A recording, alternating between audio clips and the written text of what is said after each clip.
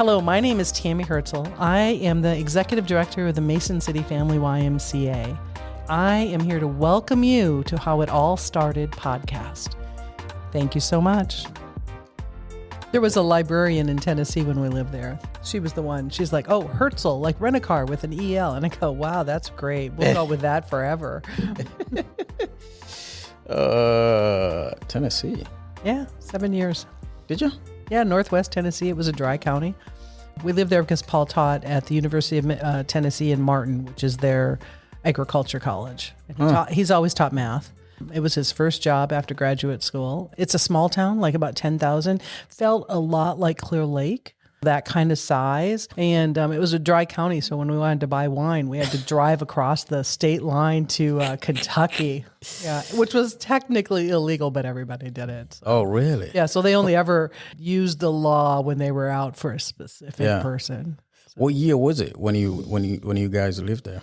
We went there in like 94, 93, 94, and then we were there until we moved here in 1998. So, oh, wow. So, yeah. But both of you guys born and raised here? Actually, I'm from just outside of Mankato. Okay. Janesville. Actually, Highway 14. There isn't practically there's not a place on that highway that I didn't live when I was a child. And then my husband's from Duluth. Okay. So we're both Minnesotans. Oh. We actually met at Mankato State. We were both undergraduates. I was just out of high school. He was returning after, a bad other relationship. And so we were both freshmen. And we're 15 years apart. But we thought we were like right here. Yeah. Which says a little bit about his maturity and my maturity. I mean, they always say that, though. Women are mature, like, I don't know how many years. My childhood was that I was an adult well before my time. Oh, really? Oh. You was one of those kids took the responsibility. I understand what we're dealing with at the Y. I get it wholeheartedly. In fact, when I got the job, I thought, how come I never spent any time at the Y? And then I realized in my towns, there was no Y. Oh. I grew up, most of my elementary school years were in Faribault, Minnesota. And then I spent 9th grade in Waseca. And then I graduated from Janesville, and then I went to college at Mankato. The only one of those that has a Y is Mankato. So there was a lot of moving around growing up? Oh, yeah. My mom has 4 sons. They all have different last names. So my mom had horrible taste in men, absolutely the worst. And my brother, who's just a year older than me, and I really raised everybody else. Our brothers and sisters, yeah. Oh, man. How much did that rob your childhood? Oh, hugely. Yeah. I mean, I was an adult well before it. I mean, when I left home when I was 15, and it was because we were taking care of a lot of things, but my mom at the time was married to this man who was very abusive, and he and I did not get along. And from the get-go, like we were having what I want to call like a halo period of time. Like life was poor and it was hard, but it was like simple because there was no male person in it. And my mom was just going to work and we were going to school and things were going okay. And then this guy walks into our lives and my mom introduces him to us, and it was a quick romance. And I looked at her and I said, he's a creep. And she said, you tell him. So that's how he and I started our relationship. I think you're a creep and my mom should not get involved with you. And so the result is that he and I never got along. Yeah. And it really just after 18 months, maybe 24, my mom said some things that were really, really mean. And we were on a first name basis with a social worker at the time because there was so much violence. My mom suffered from huge depression and he was just a bully. And so there were guns, there was alcohol. He's an alcoholic. She's depressed, and then there's guns. And so we were on a first name basis with the social worker. And one day I just walked out the door and I called them and I said, listen, I'm done. Yeah. They had been taking us in and out of the house for probably, a year. And we were on a first name basis and we were hoping to all get placed together, but we're 5 really damaged kids. Yeah. So the practicality of that is not there. And so I called them and I said, hey, I'm not going home. You can place me or not. And thank goodness they're smarter than I am. And they placed me into a foster home. My sister left the next day and she's 4 years younger than me. She was smart enough to pack bags for both of us. I don't even know how she found me because I was just hiding in somebody else's house. So like, I really get the chaos, literally chaos, that I know that a lot of the kids that come to the Y are dealing with. With all that chaos growing up, how did you deal with that when you met your husband in terms of like relationship? I will tell you, like, I've always been a very faith-driven person. Okay. And so for me, meeting Paul was part of that faith experience. He was the right guy. I prayed, that was my prayer. Like, please bring me somebody who is kind, who I can grow with. And that's how Paul and I met. And then, we had 5 years getting to know each other in college. Because at that time, you have a lot of trigger buttons. Oh my gosh. When it comes to men. Yeah. Fortunately, I don't know why, but I'm a pretty centered, pretty realistic person. Yeah. And so I don't have a lot of the triggers that other people do. I think it's because I was helping and forming and taking care of younger children, like your siblings. Yeah. My mom had 6 children, really. The oldest one was raised by my grandmother, so not really part of our integral home group. But my brother and I were a year apart, and then there was my sister, who was 4 years younger than that, or 4 years younger than me, and then I have a brother a year younger than that, and another brother 2 years younger than that. And so eventually, there was real tragedy. My mom was actually murdered by the guy I didn't like. And then I spent about 13 years appearing in front of parole, maybe more, maybe it was 16, 17 years, appearing in front of parole hearings to keep him in jail, keep him in prison. Wow. So you sense about this guy early. Oh, yeah. That not the right one. Yeah. Not the good guy. Not a good guy. Ooh. If you told anybody, be like, you're a kid, shut up. Right. Probably. My mom looked at me, of course, what I didn't realize then that I can see clearly now is that she was looking for somebody to bail her out. She also probably had a gut feeling, right? That this is not a good guy. Yeah. Why else do you look at a 13-year-old and say, well, you tell him he's a creep? Yeah. I know that's interesting. Like, yeah, you tell him, man, not me. You tell him. But I'm like, okay, all right. What do I have to lose? I think you're a creep. Now, how many kids you guys have? We have 3 daughters. My husband and I have 3 daughters, and then we are raising our granddaughter. Or helping raise. Let me phrase that correctly for the public. Before your daughter say, whoa. For helping raise my granddaughter. Yeah. With everything you've seen growing up, how do you prepare then your daughters to their own relationships or future relationship to? Well, first of all, like, no relationship is perfect. When my daughters were having frustrations with their dad or even with me and stuff, the conversations would always be, about how you have to show up and be honest and be accepting and sort of figure out, like, what's the stuff that you're willing to essentially die on, the stuff you can just let go. And so a lot of conversations are centered around that, like figure out where your true north is, figure out what the values are that really are the most important and those morals that are directing you to do that, and then kind of let the other stuff go. And so, like, those are my conversations. And as I'm dealing with my granddaughter right now, who's having some stressful moments because... How old is she? She's 16, almost 16 and a half. And there's some big relationships that are challenging for her. And so it's a lot of conversation, again, about finding your own true center, finding your comfort place, finding the spot that makes you comfortable and healthy, and then putting up some good boundaries. Yeah. And so much of the world, they're willing to push their trauma, their issues, their stuff onto you. And so going, you know what, I don't own this. Yeah. I can be concerned about you and love you anyway. And I can even show up and be present, which I think is the biggest gift we can ever give, is the gift of presence. But to show up and then be present, but also know, okay, I got to take care of myself too. Yep. And so tomorrow I'm going to stay home and read a book and clean the bathroom because that's going to make me happy. Yeah. You're going to your 4th year anniversary with the Y it'll here? Be my 4th anniversary on April 1st.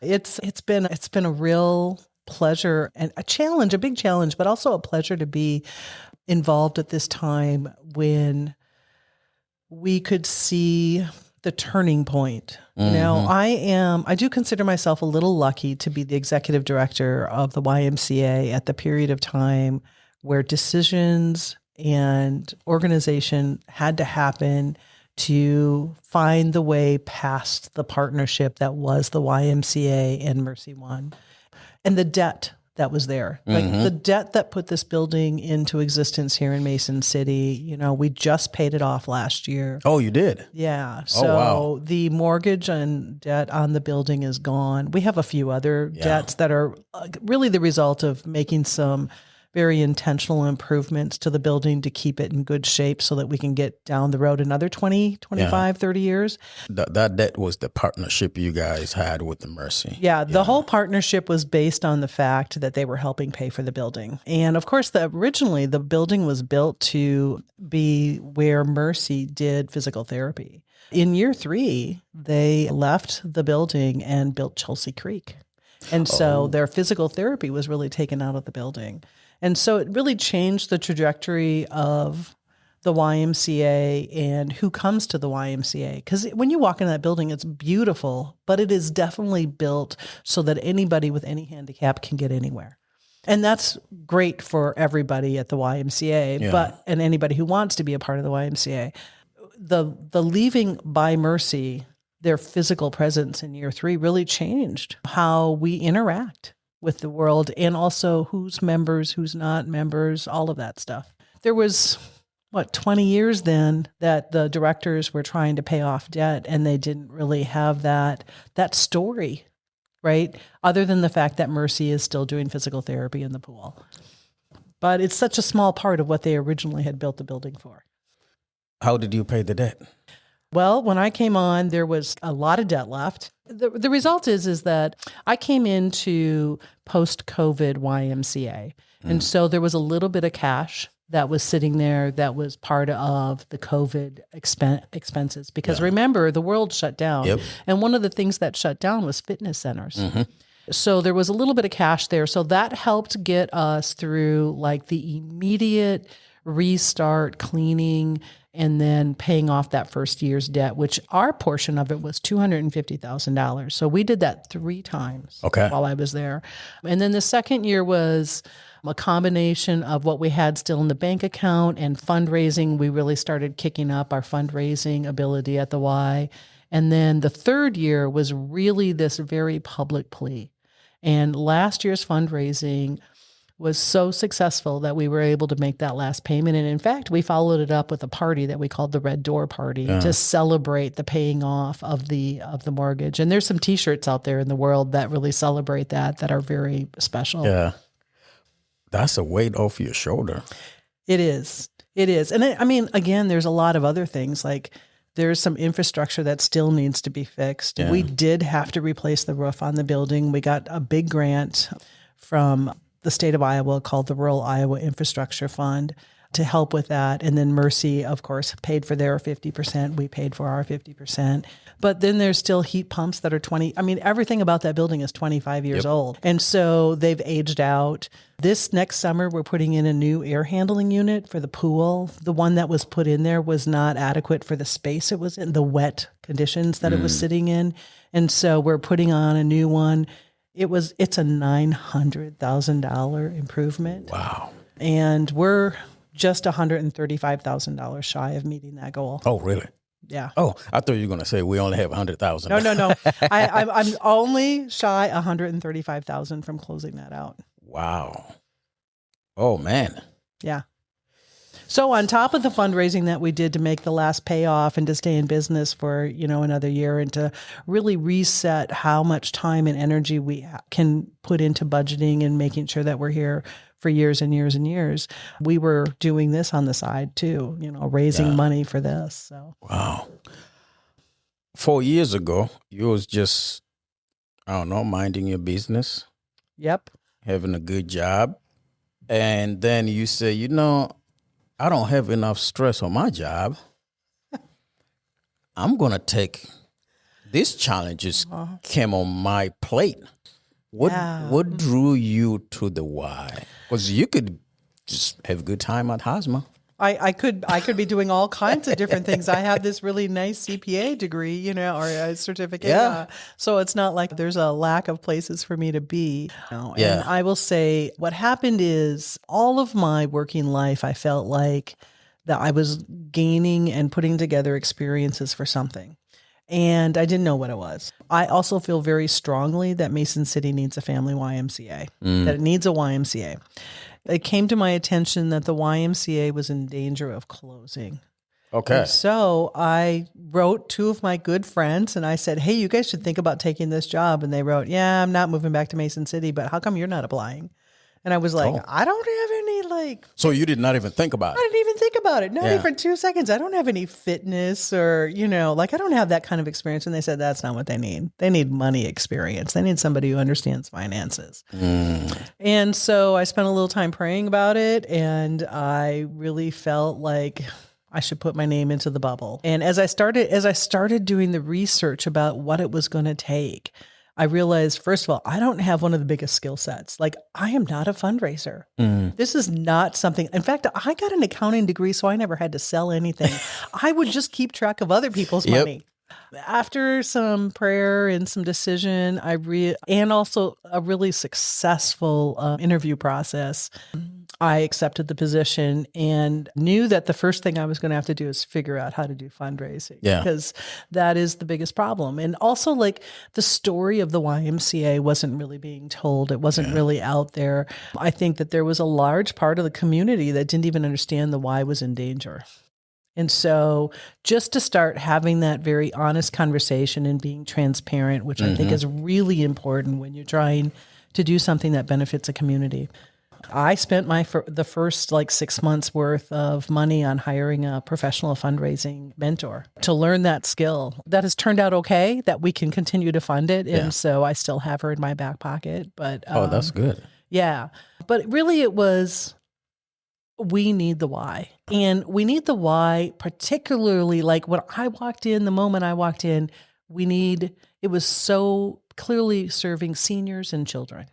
Now, the reality is it serves everybody, every family member, everybody in the community, it can serve them. But it is a place that is home for so many. It's where they go to visit with their friends. It's where they go to get their activity and make sure that they're staying mobile and in shape. And it's also the place where we watch kids and take care of particularly our school-age children here in town. Yeah, because there's a daycare in there too. Yeah, we have a child. Yeah, we do a really active after-school program and summer camp program. The Mason City YMCA also has Sugar Plum childcare preschool, which is actually located in the Trinity building, a Trinity Lutheran Church building. But that is actually a YMCA program as well. Oh, I did not know that. You mentioned about the story of the Y a couple of times. What is that story that most people don't know? The YMCA, which, again, is about being a place of activity and wellness, both mentally and physically, has been around in Mason City for 134 years. And it's been in different locations. Yeah. We all remember the one downtown that got closed and is now apartment buildings. Yeah. And it's been in its current location for 25 years. But we've been here that long, making people's lives better and brighter. And, there were years when it was the YWCA and the YMCA, and people, the most common story I hear from that is that they swam naked. And I'm like, okay, those days are gone. We're also co-ed now. But it is funny when people are like, yeah, well, we didn't have to wear anything. And I'm like, yeah, that's not where we're at. Yeah. We are a family-friendly facility. And, it has also grown, right? There was probably a time and period where it was really more of a place for adults. And it was where adults went to have a breather, to have a women's club, to have a men's club, to be able to steam, to be able, and have all of those nice amenities, which by the way, we still have all of those. Yeah. There's no place in town that I think is a better place to come and, take care of yourself. You can sit in the sauna, you can sit in the steam room, you can sit in the hot tub, you can, take a moment, you can visit with your friends, you can walk our track. We just have so much to offer. When the Y was founded, whatever, in London. Yeah, it was in England. Mm-hmm. Yeah, in 1840 something. Young Men's Christian Association. That's what it stands for. Yeah. Was it just specifically was founded for men when they did? Yes. Okay. Yes. When women came into it, it was a big deal. Maybe that's why they were swimming naked. Oh yeah. And remember, it was two separate buildings, right? The women had their place and the men had their place, and so you would just do. I mean, but this was true about our schools too, right? It used to be that you had girls PE and boys PE, and it's always fun to get the crew in my building who are willing to have this conversation about what it used to be and how great it was during the old times, but also how fabulous that we've been around for all of those decades. And I think maybe let me ask you this question, because we came, I would not say close for the Y to shut down, but there was those conversations. Oh yeah. When things got tight. Yeah. Yeah. When I came in, there was a couple of things that really had to be addressed quickly. Yeah. One of them was cash flow. Like, we needed to figure that out. And I will tell you, even as recently as last fall, like, we were cruising along at real narrow cash margins. Yeah. It is our problem, is our cash margins. And so the idea is to try to fix that so that we have sustainability throughout every 12 months and to really get to the point where we're looking out 24, 36 months so that we know we have that sustainability, so that you can have the time to pivot and make those changes and also share that information with the public. It's really hard to do that when you're looking at the cash flow for 3 months down the road and you're going, hey, I'm not sure I'm going to make this. Right? Yeah. And so my challenge is to change that so that the Y has sustainability and has that security and has that elbow room to make those adjustments. Yeah. How much of your accounting background, as you walked in there and you looked at the numbers and you go like, because as an accountant, you're looking different things. You're not just looking at P&L to say, well, the profit is not too bad for the last 12 months. You're also looking the other side of the accounting, the balance sheet and cash flow and all that. How much of your experience you walked in there, you looked, you was like, oh my goodness, we got a problem. Yeah. And also on top of that, how important for that role that you're playing for somebody with some type of accounting experience to be on it. I think if I hadn't walked in, or somebody like me with the background that I have and the ability to look at those financial statements and that cash and say, we're in serious trouble, we wouldn't be here today. Wow. Yeah. Wow. I call it management by discovery. There was never a day that went by in that first year, and really the first couple of years, where I wasn't doing something that I had no clue when I came in. But I also came in with a really open mind about it. Like, okay, it's broken. And really what I discovered really quickly was we didn't understand how broken we were. Oh, yeah. So that is really a huge part of it, is really having those conversations with the board, really being honest about, this is what this looks like. Now, there's some people who could look at that and look, and understand it. But maybe also, like, the other thing is I am a hopeful person. And I really do believe if you put your back into something that you're passionate about, that there is a way around that. And in this case, with the YMCA, it really is about having the faith that we're going to be able to ask the community, educate ourselves, and really just be in a better place. How hard was that first conversation with the board and tell them, like, we're in trouble? They knew, there were some of them that really did understand that they were in trouble. They didn't understand how badly they were in trouble. Like, right. They knew we're in trouble. It was just like how finite it was. So it's been the most blessed thing to be able to work though with these people who are invested, who are passionate about it, and who, are not afraid to like have the discussions around it. That is the thing, the richness that we do have in this community and in this facility. So I will say, like, not only was there the financial stuff, but again, walking into a building that had deferred maintenance to the point where we replaced 3 out of 4 sand filters for our pools, like in the first 4 months I was there.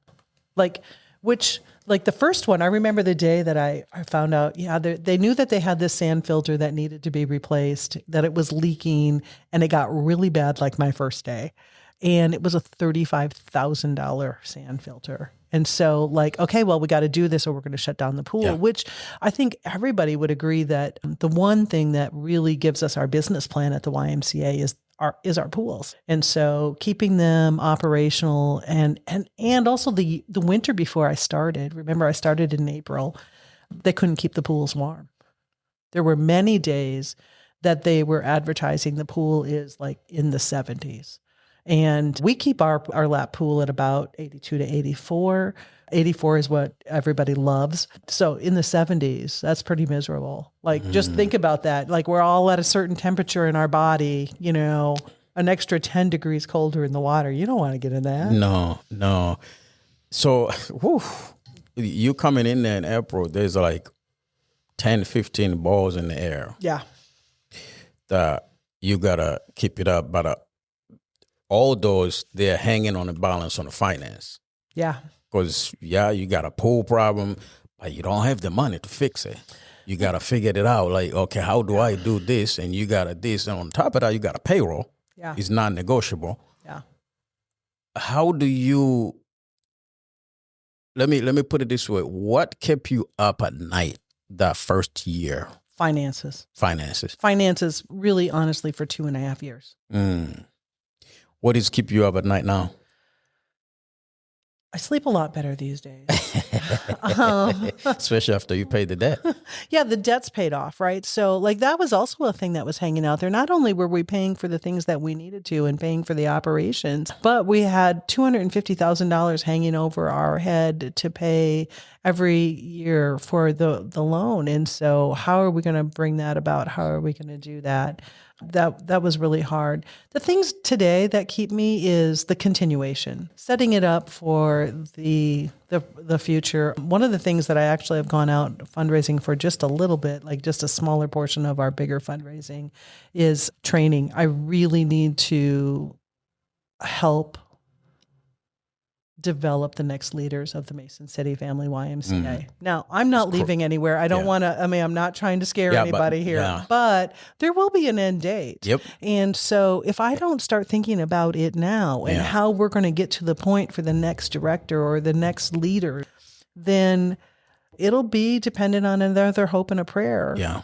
And I think it's good to think about that way ahead of time. Yeah. Because training a leader is not an easy thing.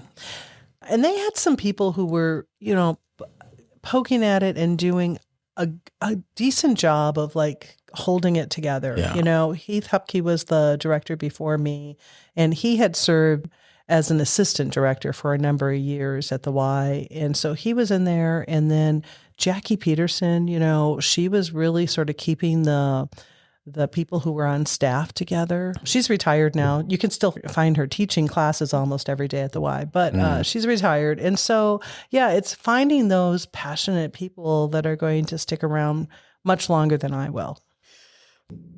Why do North Iowa need or want the YMCA? The YMCA is a place where everybody belongs. And it is a place where you can find your fitness health or your emotional health. And for some people, it's walking in the door and just getting a hello. Yeah. There might not be another person that they make a contact with all day other than like going and getting their groceries or filling their gas tank. But there's not somebody else who's going to say, hello, how are you, Eric? There's not somebody else who's going to take the time to really stand there and have a conversation and maybe ask about your grandkids or your family that's far away. So we are a touch point, not just to the youth of our community who are coming in to shoot baskets and to walk around my halls and hang out with each other, but also the seniors who really need that interaction and that family atmosphere. And that's the other thing that we have.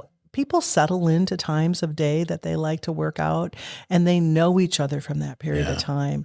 And it becomes a place that you connect with those people every single day. Yeah, so it's more of it's not just mental health is also wellness.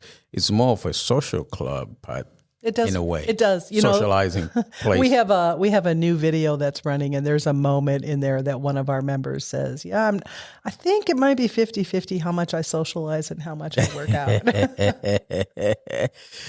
When you have places like YMCA is the hub, you get people from all walks of life. Yes, we do. That brings its own challenge. It does. That brings its own joy. How do you deal with young people behavior when they get it dumped in there? Because we are living in a completely different time now. It's like you might reach out to the parents about the kid's behavior, and the parents say, that sounds like your problem. Instead of working with you. So how do you deal with all that mixed in there day in, day out? We have some real finite expectations on how you'll behave at the YMCA. We have them published. They're on our walls, and we don't have a problem pointing that out to adults or children, anybody. And if somebody's not leveling up, first of all, we want to meet everybody. And we actually talk about this as a team. We want to greet everybody by name. We want to be interacting with people when they walk in the door. If we have some child or adult who is causing us some issues, the first thing I ask is, well, what is their name? Because if you are at the point where you're coming to the director and telling them that we have a problem with somebody and you don't even know their name, then you haven't done the first requirement of interacting with a human being. Because first and foremost, we are human beings. Yeah. We have those expectations, and then we are trying to level up as to how we interact with people. But then the next conversations, if we have to get involved with more, is about, a lot of times it's about leadership, because a lot of the times that you have somebody who is rocking our boat, it's because they're really good leaders. They're just not doing it in a way that we would like to see them do it. And so the conversation comes around to that. Like, I can see that you are a really great leader, and that people are following you, and that people are listening to you, and they're watching what you're doing, but you're not doing it in a way that I can appreciate. Yeah. Really, I can't appreciate it. Yeah. It's almost like redirecting them somewhere else. So when we get to that point where we're having those discussions, and I have had to say, okay, now you can't come in for a week or 2 weeks or a month or a year or whatever I might have to do depending on what the behavior is. It's also with, I really hope I see you again. And remember, one day maybe you'll be a leader at the Y. Because usually that's exactly where we're at. We have somebody who has some skill sets. Yeah. So that is the ultimate that we have. The ultimate control that we have is that you're no longer invited into the YMCA. It is not a gauntlet I like to throw down very hard or very often, but it has been done, and it will continue to be done if needed. One of the complaints I hear people say quite often about the Y, it's too expensive. I cannot afford it. I'd rather go to Planet Fitness. It's a little bit cheaper. Yeah, probably not going to get everything I get at the Y. How do you deal with that? I love competition, but how do you deal with that piece? Yeah. The reality is there's a lot of competition out there. Yeah. And there's a lot of other fitness places that offer exactly what somebody needs. Yeah. If all you want, if all your expectation is to go in and get on a treadmill, that's it. You're right. Then Planet Fitness is the right place for you. Now, what you don't get there is what we were already talked about. It's that one-on-one engagement. It's that opportunity to interact with our staff and other people in our building. It is also all the other amenities that we were just talking about. We have an indoor track. We are a building filled with equipment that you can use to work out on. We have that hot tub. We have the steam room. We have the sauna for men and women. You do have to be over 18 we do a lot of chasing children through those rooms. But those are the things that we have. And that's what makes it more robust. And then, of course, we have classes. As part of your membership at the YMCA, we have 50, 60 classes that you can choose from every week. Oh, really? Yeah. So without extra fees. Now, there are a few classes that we have extra fees on. There's a small fee on our aquatics programming. We have a Taekwondo class in the evenings, and then we have a Tai Chi, just the level of expertise. But we do hire people who are very qualified at being able to teach class, and a lot of them are personal trainers as well. Okay. And so they're licensed people or certified instructors that we have on staff. And we have yoga, and we have Oh, yeah. Oh, you have yoga classes now? We have more than one yoga class. We have many yoga classes. And then cycling, that's the word I was trying to come up with. Yeah. We have cycling classes, and then we have a kickboxing class that's just getting started, and we have learn to lift, and so we have all kinds of classes that come with your membership as well. Okay. Can somebody pay for those classes if they're not a member? It is. We do have a non-member rate that you can pay instead. Okay. But the other thing is if the dollar amount is your problem, let's say it's not that you have only certain things that you want to do or that you don't even want us to talk to you, okay? Because that could be. Maybe you go someplace else because of that. But let's say it's financial need. We actually have a scholarship program. And so it's actually the application is available on our website. And we put them out there and we approve people. And I think it's a 3-month or maybe 1 year automatic approval when we approve you. If you don't use it for 3 months, then we will cancel you so that we can make room for somebody else. Yeah, that makes sense. Right. That makes sense. And you also have a corporate membership, like we the are. Organization we really expanded our corporate memberships last year. What we're doing is we are offering a banner program, and we have actually 2 banner programs, but the corporate members allow you to get memberships for each and every one of your staff members at a little bit of a discounted rate. But one of the things that we did last year is that we introduced this new sort of corporate banner that's in our hallways. It makes it look so festive, I think. It really kind of brings it all alive. And what we're doing with that is that sponsorship of the YMCA, which really I think starts at $2,000 a year. It's a 3-year commitment and all the way up to $10,000 a year. And at every level, you get an additional something that gets added. But at the upper levels, like I think the top 3 levels, we give every one of the employees 3 passes to come to the Y. Okay. So that we can try to earn their interest. Membership. Yeah. Okay. So the employer pay like the $2,000 a year. And I think they get something. They get something like they get I think at $2,000 you get a banner in our hallway. Okay. But I think it starts at $6,000, and then of course we go all the way up to $10,000. We also will put on our website, also on our Facebook, some recognition, and then we're also adding in as the final thing 3 passes to every one of your employees. Oh, nice. Yeah. Nice. So that we can, again, try to do that. What that does is it says that the YMCA is important to your organization and you think it's important to have in North Iowa. And it helps the YMCA financially stay afloat. And then also it gives every one of your staff the opportunity to be able to come and try us out and see if it's a place for them. Yeah.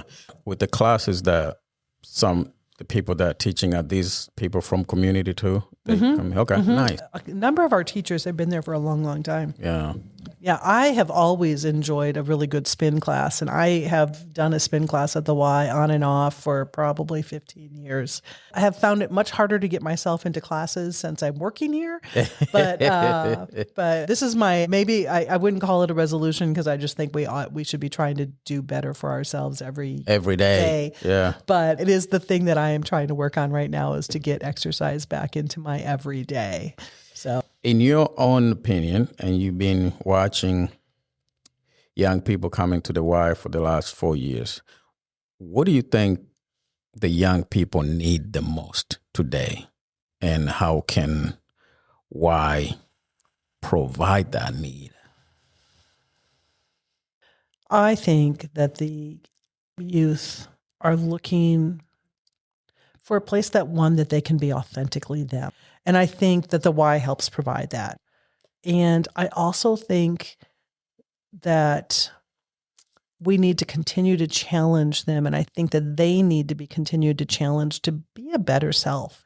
And I think they're interested in that, right? Mm-hmm. They're growing up. They're trying to figure this out. I always think it's really fun to see, our new 12-year-olds, because there's always going to be somebody I get to know really well in that group. Yeah. And the reality is it's hard to be at that age in your life. It just is. Trying to figure things out. Right? You got hormones going on. You got friend things going on. You're learning that, the kids that you were really close to, that your parents took you for the play dates when you were younger. You're not close to them You're not anymore. maybe as close. And so you're trying to figure out where your place is. And I think that the Y can provide that. And if you have any kind of sporting things, then you can kind of push that at the Y. But what I think that we need to do better is also meet people in other places, because sports isn't everything. Yeah, some kids are my kids, my 3 daughters grew up to be a little bit more academic. And so meeting the kids and making that okay. One of the ways that we show up there, though, is that we are also a great first job for teenagers. We have so many places in the Y where you can be valued and you can add to the team and add to the overall experience. So you can be a lifeguard. You can help us out in childcare. You can be working our front desk. You can be working our fitness floor, where we're literally interacting with the members and cleaning and making things inviting so that the members want to be there. Yeah. So I think that's also one of the ways that we show up and that we can help is kids need jobs. They get to the point where they want a little spending cash, and maybe they also want a free access to the YMCA, which comes with being an employee. And then we can have those conversations with them. And my favorite conversation, and this is true for all the jobs I've been involved with, a little bit of management, is no, your cell phone actually is not a requirement for you to do your job. Please put it away. Yeah, because that was my next question. Most of the young people, they're living in the age of screens and isolation, I guess. How would the Y help the kids maybe, or the youth, to engage? If you see somebody got dropped off there with mom or dad, and then they go in there, they're just on their cell phone for the next couple hours, and before they get picked up, are you going like, hey?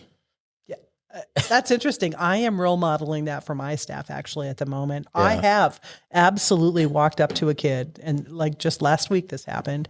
This young man was hanging out, and every single time I saw him, he was on his cell phone. And I finally looked at him and I said, do your parents know that they dropped you off to be on your cell phone at the YMCA? Do you think that's what they expected you would be doing here? Well, no. And I said, so put it away. Like, go do something. Grab a volleyball, go down to the volleyball court and hit it against the wall.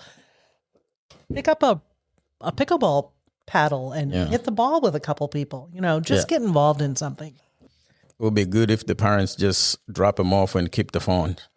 It would be good if they did that. I know the reason they don't is because they also want to say, hey, I'm coming to get you now. Yeah. Right? That is the double-edged sword that I think that we have going on in our society right now, is we want our kids to grow up and to sort of figure out how to not be connected to the screen, but we also want them answerable to us any second that we want them to be. Yeah. Because it's reassuring us that they're okay. Yeah. I let mine just call me from the iPhone. Yeah. Yeah, just call me when you're ready. Just call. Yeah, it's a great solution. I love that. Yep. And we don't have any problem paging kids in the Y. By the way, you pull up to the front desk and call us and say, preferably I'd like it if you came in, but if you're going to sit outside and you call us and you say, "Hey, I'm here for Alex," we don't mind making that phone call. Embarrassing the heck out of them and saying, "Hey, Alex, can you come to the front desk?" It'll be fine. Yeah. Besides telling people, you know what, you cannot be coming over here anymore. We try and try and try. We give you like 200 warnings. What are some of the hardest decisions you either make all the time or you've been making in the last couple of years that you go like, oh gosh, here we go. I got to make this one now. Yeah. I'm going to say that as we wrestle with how, because we're having the same problem everybody else does, right? We have staffing issues as well. Mm-hmm. And right now, one of our biggest challenges is to find people who can teach classes. Okay. And so we will be wrestling with what is on the agenda that we can offer. And it's because, if we want to offer Taekwondo, you have to have a certified Taekwondo instructor. Mm-hmm. And so if, we are really facing this. This is actually one of the things we are facing right now is how do we look into the future and try to keep that alive? Yeah. And where do we go? And as we're working with the group that brought that to us, because literally it landed in our lap when I started, somebody came to us and said, "We'd like to come to your building and teach Taekwondo." And I said, "Yeah, what a great idea. Do that." Mm-hmm. So we've been very lucky to have Cedar Valley Taekwondo in our building, and we're trying to figure out how we're going to continue to do that. And for the kids that are in there, it's fantastic, and actually it's any great age. We also have some adults in there as well. It's such a good discipline for them. Yeah. Yeah. And so that's probably it, is getting our education, finding that. The other place that we struggle with this actually is on our fitness floor.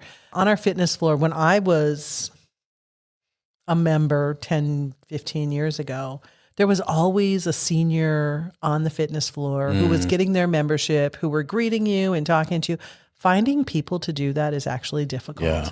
We end up with youth now. That's kind of where we're ending up. And they don't have the skill set to put themselves out there to talk to adults. So teaching them and trying to encourage them and, making sure that, again, they're not on their cell phones the entire shift and things like that. So I think staffing, what we can offer, staffing combined with what are we offering to the public? And the world's changing. We will be examining what we're putting out for childcare or for like after school, before school, preschool stuff, because the world's changing. I'm sure everybody knows that the Mason City public school system is now doing 4-year-old preschool. Well, that is a place that either childcare facilities in town were doing or, like the YMCA was a part of. Mm-hmm. And so as that changes and it becomes more of the Mason City School District, then where do we fit? And do we still fit in that? So it's really looking at how we stay vibrant and how we are reacting and supporting the community need. On the teachers like Taekwondo and stuff like that, are these volunteer teachers or do they want to get paid? Okay. So even with pay, you still cannot get as many as you want. I want to think that I pay well for instructors because it's a huge part of our offerings and our valuableness in who we are. But I will say, we are a nonprofit. So in many areas, I would say, we're minimum. Yeah. But that is actually one of my goals. I would like us to be within the next 12 to 15 months. I would like us to be at least neutral, right? Yeah. If we could be guaranteeing that we're hiring everybody, say at, I don't know, $15 an hour, wouldn't that be a nice place to be? Mm-hmm. Because then we no longer at the bottom, we're no longer at the top, but we are a steady place. But that is not where we are today. It really depends on the position. Some of the ways that we have shown up in the community that are kind of cool and interesting is the Mason City High School has been offering skill-based sort of classes in the last couple of years. Yeah. One of them is a lifeguarding class. And so in the spring semester, they offer a lifeguarding class, and we have been part of that since it was developed, either just by lifeguarding for them or being a part of the instructors. And this year, that will continue. The result is that we're helping develop the next lifeguards for the outdoor pools or for the YMCA pool or for any pool in the area. And that's a really cool partnership that we're able to work with the Mason City School District. They've really held their hand open, their arms open, and said, what else can we do together? Nice. And so we're, there's not always a lot of intersection, but when we can find it, we do. If the YMCA disappeared tomorrow, the Mason City YMCA disappeared tomorrow, like where they almost came close, what would the Mason City lose? Quality of life for seniors. First thing. That is the first thing that would happen. There would no longer be a place that is quality of life for seniors. You would lose mobility. You would lose people who are connecting. Yeah. Like, that's huge. And it's one thing that I think that we excel at. Yeah. Also, I think the same thing about youth, particularly in the winter. In the summer, you can go do a pickup basketball game or get on your bike. And, with the way that the city continues to invest and try to provide more amenities, not just for those of us who live here, but the people that we hope will move here, the kids can get out and they can ride their bike, they can be walking around, they can be interacting with each other outdoors. But in the winter, there's not that many places to go. And the YMCA not only has all those memberships, but you can buy a day pass. And we get a lot of kids in on day passes in the winter who are just doing a pickup basketball or coming in to play volleyball with some friends. Or, we always have a group of 5 or 6 kids that like to just walk the halls. And, we try to redirect a little bit, but as long as you're not being a problem child, we're pretty good. But, they can always walk the track. You have to be like, you can't be on the fitness equipment unless you go through a training class. If you're young, I think you have to be 11 before you can even sign up for that class. What part does the Y play, not just on the physical fitness, but in shaping young people's, the way they think, their mind? I will not say more emotionally, but in that area of their critical thinking. I mean, I think we hold them accountable for how they're interacting with each other and with us, right? That is probably the biggest thing we do. We have talked, with you, and we are always trying to have some ability to sort of get in and help kids mentor into being a better, bigger person. Yeah. But we do hold accountability. Yeah. And I think we do that really well. We staff actually so that we can do that. So on a weeknight when we know that we're going to have a lot of kids, we have enough people to be able to roam the building and keep an eye on things and really be there to say, hey, that's not okay for you to do that. How can you do that better? And again, interacting with the kids based on their names. Like, I think that's it. It's the values and the accountability part that we're probably really good at. How is Tammy wants to be remembered when this is all said and done? It's not that important to me that I be remembered. It's more important that the place be successful, that the YMCA is still here, that it's still meeting the needs of the community, that it is vibrant, and that it has the foundation to be able to move forward. Yeah. You will be remembered that you brought the Y back from almost. Well, it's not that I need that. That's not what we're here. No, but that's crucial. That's why I was thinking about, man, if this place was closed, like doesn't exist anymore, what would that even mean to North Iowa? Well, and one of the things that we're doing, I mean, our pool is huge. Right now, we have been back up to One Vision, whose pool has been down for, 6-8 weeks. And Forest City's pool, their YMCA pool, has been broken for a while. And so, I mean, also, like, let's hope if that ever is, if we're that person, if we're the organization, that our people can go somewhere else. Let's hope that happens as well. But not only are we taking care of people who are our members and who are here in Mason City, right now paying backup to a good portion of North Iowa. And on Sundays, Charles City YMCA is actually closed. And so we usually see an uptick on Sundays with people who are coming from Charles City. Boy. And really, why not? You go to Mason City, you stop at the YMCA, you go get some groceries or whatever else you need, other errands you need to run in town, and then you go back home. I mean, it makes sense, but it's not just Mason City. So it's not like surrounding areas. Yeah. Wow. Yeah. Because my neighbor, she's about 82 maybe. Her routine is going to the Y every morning. She got a group of friends that go to the Y. After the Y, they go to, I think, Mickey D's or Burger King, one of those places, have them coffee, then go home. That's everyday routine. And now I'm thinking about if that does not exist, right, she probably would not have the social life that she's having. Correct. And imagine if there wasn't the physical aspect to it, right? That happens first. There you go. Right? So, yeah.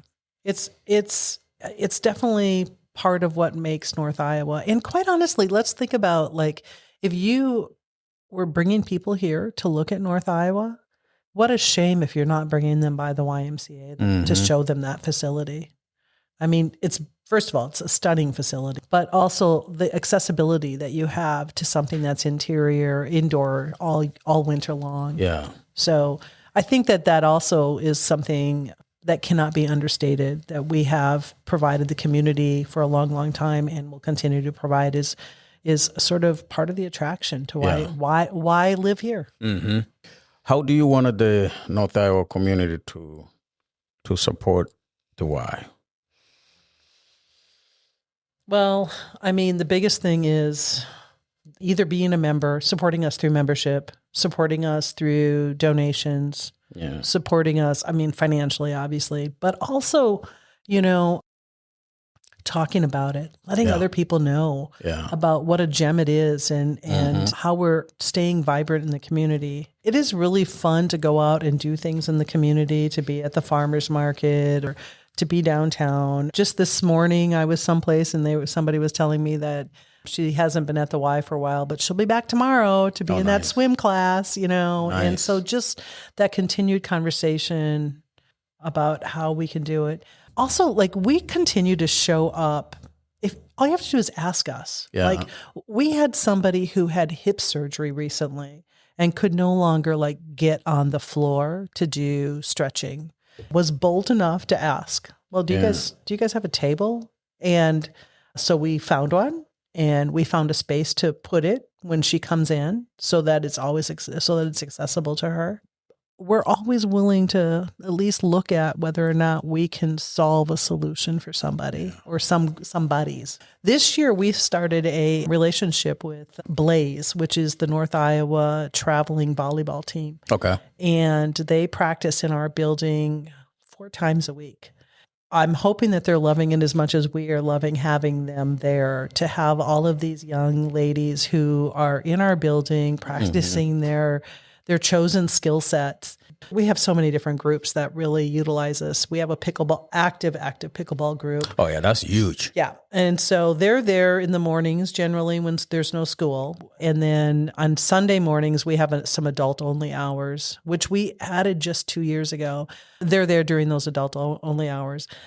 And I'll come back to the adult only hours in a second. But we also have a very active badminton group. They competed the Iowa Games the last couple of years, and they're very, very good. They're very welcoming, but they're also they're always looking for more time. Hey, Tammy, can we come in? They're asking, can we come in this evening? Can we?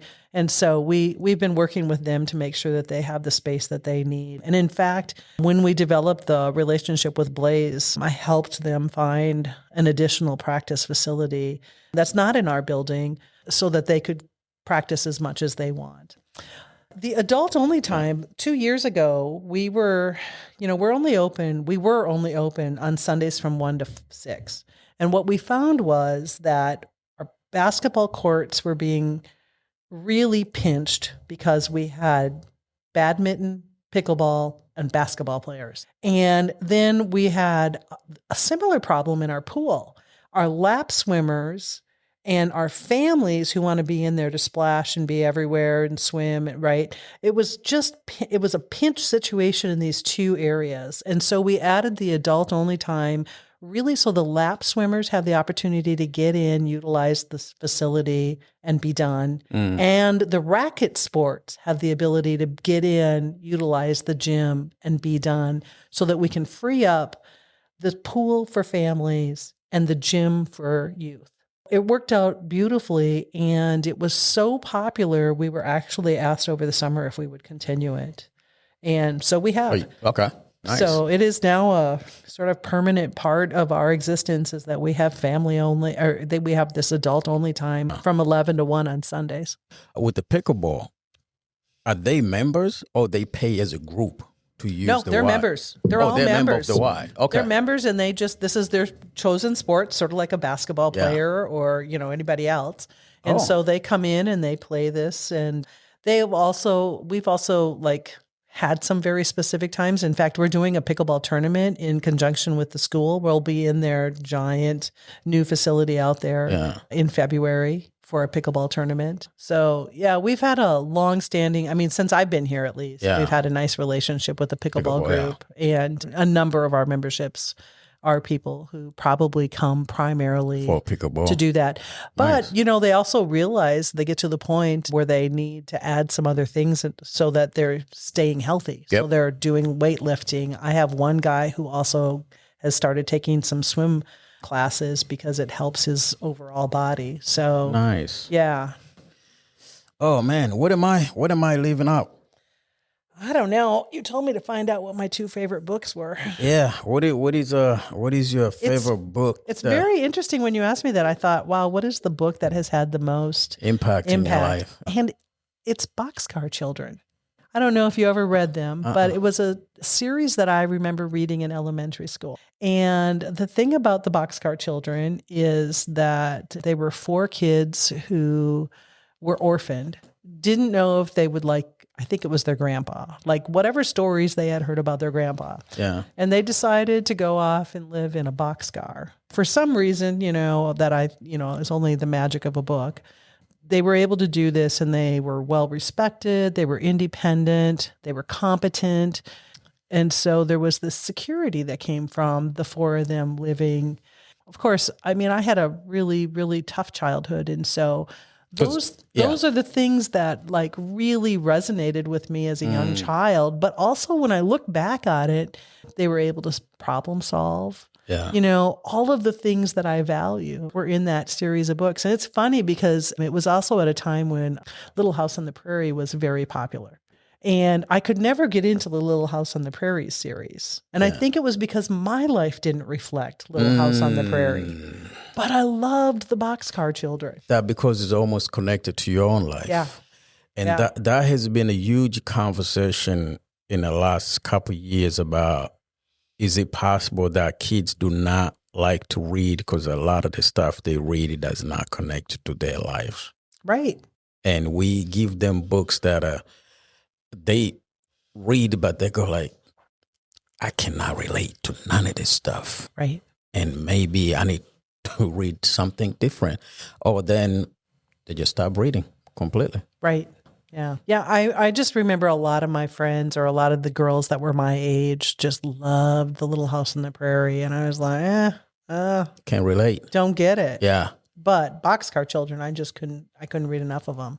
And it was a series. It was a small series, but I loved those kids. I loved the problem solving. I remember thinking, how come that doesn't exist in real life? I guess there's a lot of problems with children being in charge. I remember sitting and thinking through that. And,